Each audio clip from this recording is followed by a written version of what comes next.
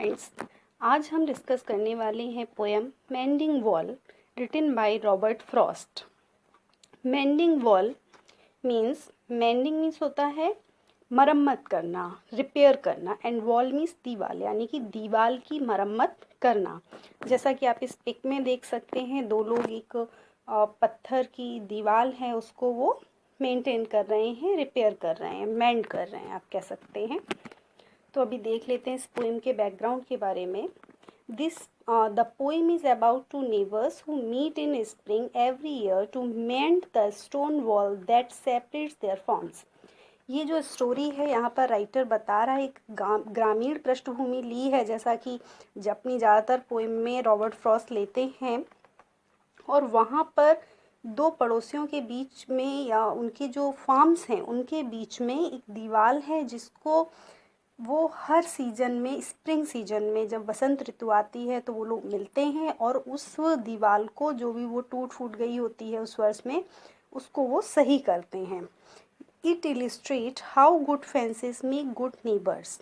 और ये हमें बताती है पोएम, इससे हमें पता चलता है किस प्रकार फेंसेस मीन्स दीवार जो है, बाड़ा बोलते हैं वैसे, और वो कैसे अच्छे नेबर्स बनाती है, अच्छे पड़ोसी बनाती है, and how we can maintain long lasting relations with neighbours by establishing such walls. और हम किस प्रकार इस तरीके की दीवार को मेंटेन करके अपने बीच में बनाकर कैसे हम अपने पड़ोसियों के साथ एक लंबे समय तक स्थिर रहने वाले और अच्छे रिलेशंस को बना सकते हैं। तो देखते हैं हम आज की अपनी poem Mending wall. Something there is that doesn't love a wall that sends the frozen ground swell under it. वो क्या कह रहे हैं कि अब वो दीवार जो है टूटी हुई है उसको देखकर वो कह रहे हैं कि रॉबर्ट फ्रॉस्ट राइटर यहाँ पर खुद स्पीकर है। Something there is that doesn't love a wall, कि यहाँ पर ऐसा कुछ तो है जो इस दीवार को या एक दीवार को जो पसंद नहीं करता है, प्यार नहीं करता है।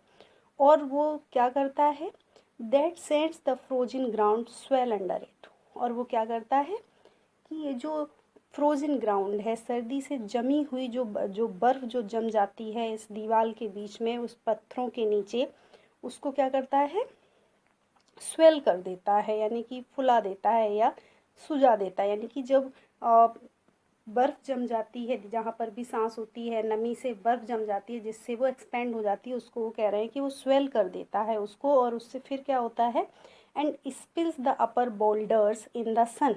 और जब फिर थोड़ा सा गर्मी का मौसम आता है, धूप निकलती है, तब वो क्या होता है कि वो बर्फ़ पिघलती है और जो बोल्डर्स यानी कि जो बड़े बड़े पत्थर जो दीवार पर रखे हुए हैं वो क्या हो जाते हैं, स्पिल यानी कि गिर जाते हैं और ये दीवार टूट जाती है।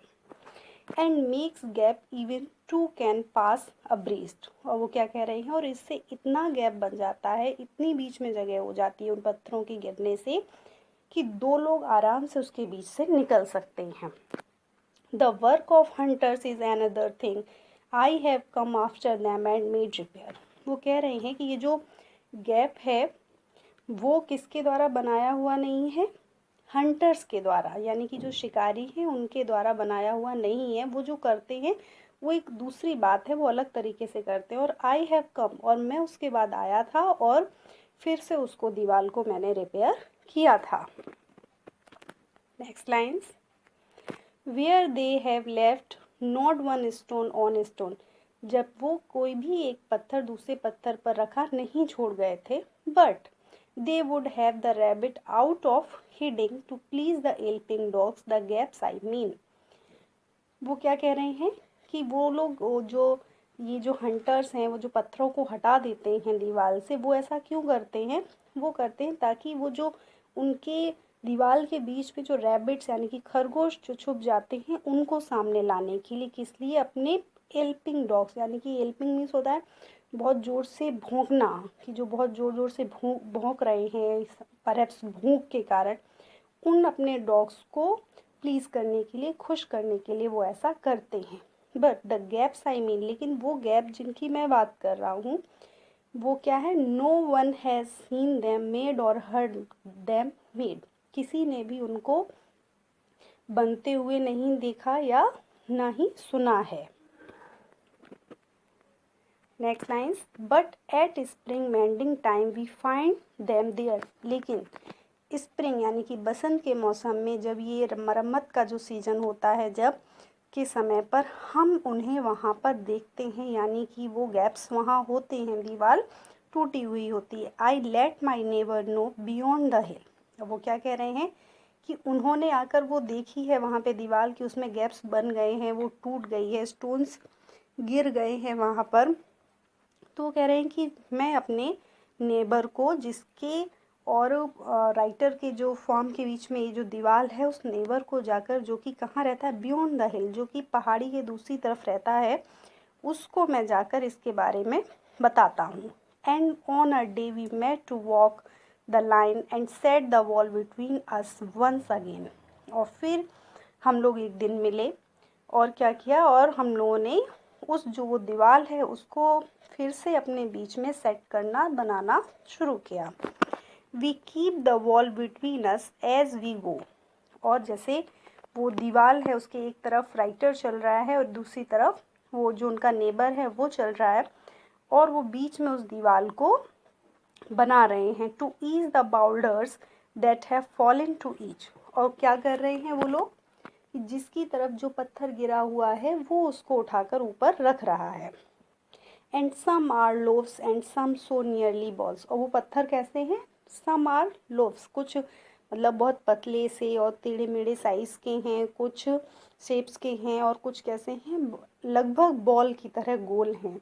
We have to use a spell to make them balance. और वो क्या कह रहे हैं कि और ऐसे पत्थरों को कि कोई बहुत आड़े बेड़े से पतले हैं, कोई बहुत एकदम से गोल हैं बॉल की तरह, ऐसे पत्थरों को एक दूसरे के ऊपर रखना और उनको बैलेंस करना बहुत ही मुश्किल काम है। इसके लिए हमको कोई जादू अपनाना पड़ेगा, कोई जादू की ट्रिक, स्पेल मीन्स होता है मैजिक, कोई जादू अपनाना पड़ेगा।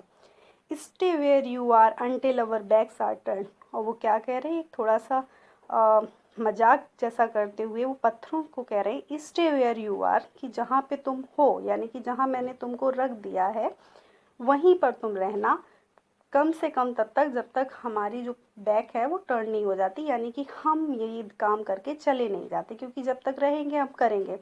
मीन्स यहाँ पर थोड़ा सा वो राइटर इस काम को जो बहुत ही लाइटली ले रहा है, उसके लिए उतनी इम्पोर्टेंस नहीं है उस दीवार की। तो वो कह रहे हैं कि तब तक तुम अपनी जगह पर बने रहो।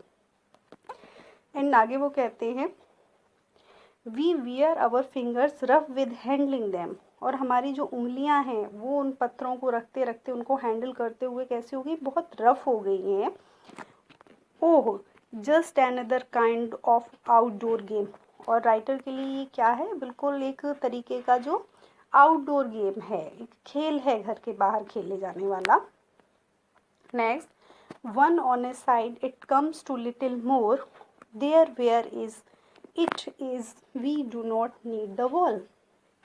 वो क्या कह रहे हैं कि लेकिन इन सबसे भी ज़्यादा कुछ जो ज़्यादा है वो क्या है, there where it is we do not need the wall, कि ये जो जहाँ पर ये जो दीवार है वहाँ पर हमें उसकी आवश्यकता ही नहीं है, यहाँ पर हमें उसकी ज़रूरत ही नहीं है उस दीवार की। क्यों नहीं है, he is all pine and I am Apple orchard. कि वो क्या कह रहे हैं कि मेरा जो फार्म है वो पूरा किसका है, पाइन का है, नहीं सॉरी, उनका जो ही इज़ ऑल पाइन, कि उसका जो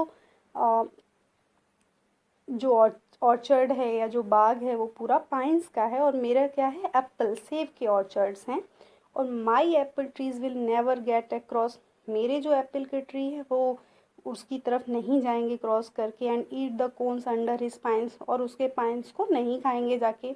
आई टेल हिम, मैंने उनसे कहा, लेकिन उन्होंने क्या जवाब दिया, he only says good fences make good neighbours. कि उसने कहा, उनके जो पड़ोसी हैं, good fences make good neighbours, कि जो अच्छी दीवारें होती हैं वो अच्छे पड़ोसी बनाती हैं। Spring is the mischief in me and I wonder if I could put a notion in his head. वो क्या कह रहे हैं, जब भी स्प्रिंग का सीज़न आता है ना, मेरे दिमाग में कुछ मिसचीफ्स आती हैं, कुछ मिसचीव्स यानी कि कुछ ऊट पटांग आइडियाज़ आते हैं। एंड आई वंडर, और मैं ये सोचता हूँ या मैं इस चीज़ के लिए आतुर रहता हूँ, if I could put a notion in his head, कि मैं उसके दिमाग में इस बात को किसी तरीके से बैठा सकूं, फिट कर सकूं, क्या कि why do they make good neighbours, कि क्यों ये दीवारें जो हैं वो अच्छे पड़ोसी बनाती हैं। इट इज़न्ट इट, ऐसा मतलब नहीं है या ऐसा है, क्या है ये कि वो ऐसा क्यों सोचता है। Where there are cows but here there are no cows, वो कह रहे हैं दीवारें अच्छे पड़ोसी बना सकती हैं क्योंकि जब जहाँ पर अगर किसी के पास काउज हो यानी कि कुछ जानवर हैं जो एक दूसरे की सीमा में जा सकते हैं, लेकिन हमारे पास तो कोई काउ नहीं है। Before I built a wall I would ask to know what I was walling in or walling out, कि मैं जब ये दीवार बनाऊं उससे पहले मैं उससे ये पूछना चाहता था कि what I was walling in or walling out. वॉलिंग in means कौन सी चीज़ें दीवार के अंदर या सीमा रेखा के अंदर कर रहा हूँ और कौन सी जो है वो मुझे उसके दीवार के बाहर रखनी है। And to whom I was like to give offence, और मैं किसको ऑफेंस करने वाला हूँ, किसको दुख पहुँचाने वाला हूँ ऐसा करके। Something there is that doesn't love a wall, कुछ तो यहाँ पर है जो कि एक दीवार को पसंद नहीं करता है। फिर से इन्होंने बात कही कि ऑफेंस से यहाँ पे मतलब है कि अगर मैं दीवार खड़ी कर रहा हूँ, तो जो उन्होंने स्टार्टिंग में बात की थी कि something there is that doesn't love a wall, कि कुछ तो यहाँ पर है जो इस दीवार को पसंद नहीं करता है, प्रेम नहीं करता है। क्या मैं उसको ऑफेंस करूँगा दीवार बनाकर। That wants it down I could say elves to him, वह कोई है ऐसा जो कि ये चाहता है कि वो इस दीवार को नीचे गिराना चाहता है।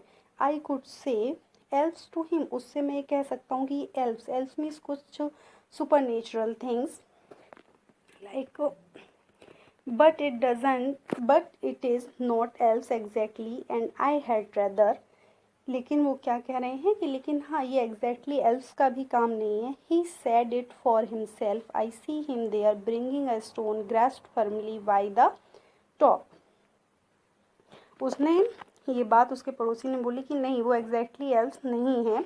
और फिर मैंने उसको देखा कि वो क्या कर रहे हैं, bringing a stone grasped firmly by the top in each hand like an old stone savage armed, कि वो अपने दोनों हाथों में एक एक बड़ा सा पत्थर बहुत फर्मली यानी कि दृढ़ता से पकड़े हुए उस दीवार को बनाने का काम कर रहे हैं। बिल्कुल कैसे देख रहे हैं, an old stone savage armed, जैसे कोई पुराना सेवेज यानी कि जो आदिवासी जो पहले होते थे अनसिविलाइज्ड पीपल, उस तरीके से वो दिख रहे हैं, दोनों हाथों में पत्थर लिए हुए वो जो काम कर रहे हैं। He moves in darkness as it seems to me, मुझे ऐसा लग रहा है कि वो डार्कनेस यानी कि अंधकार में मूव कर रहे हैं, वो अंधकार में हैं। Not of woods only and the shade of trees, लेकिन ये अंधकार यहाँ पर राइटर हमसे कहना चाहता है, क्लियर कर रहा है कि ये अंधकार जो है वो किसकी छाया का नहीं है, सिर्फ जंगल और पेड़ों की छाया का ही ये अंधकार नहीं है, बल्कि ये अंधकार किसका है, अज्ञानता का। वो जो ये बात बार बार कह रहा है उनका उसका पड़ोसी राइटर का कि good fences makes good neighbours, ये उसकी अज्ञानता है, ये अंधकार है उसके दिमाग का। And he likes having thought sorry he will not go behind his father saying, और ये जो शिक्षा है वो किसने उसको दी है, उसके नेबर को उसके पिता ने दी है, और वह कभी भी अपने पिता की दी हुई सीख से परे नहीं जाएगा, कभी भी उससे नहीं हटेगा। And he likes having thought of it so well, और वह उसको उन्हीं विचारों को रखना पसंद करता है, अच्छी तरह करता है। He says again good fences make good neighbours, और उनके पड़ोसी ने फिर से कहा good fences make good neighbours, यानी कि अच्छी दीवारें अच्छे पड़ोसी बनाती हैं। यहाँ पर फ्रेंड्स हम इसकी जो ये पड़ोसी की जो बात है इसकी सिंबॉलिक मीनिंग भी ले सकते हैं कि ये उसकी मेंटालिटी पर डिपेंड करता है कि वो क्या सोच कर बोल रहा है। यहाँ पर मे बी वह लोगों की प्राइवेसी की बात कर रहा है कि हमें अपने पड़ोसियों की प्राइवेसी में दखलंदाजी नहीं करनी चाहिए, हमें उन्हें स्पेस देना चाहिए, और जिससे हमारे जो रिश्ते हैं वो सुदृढ़ बने रहें।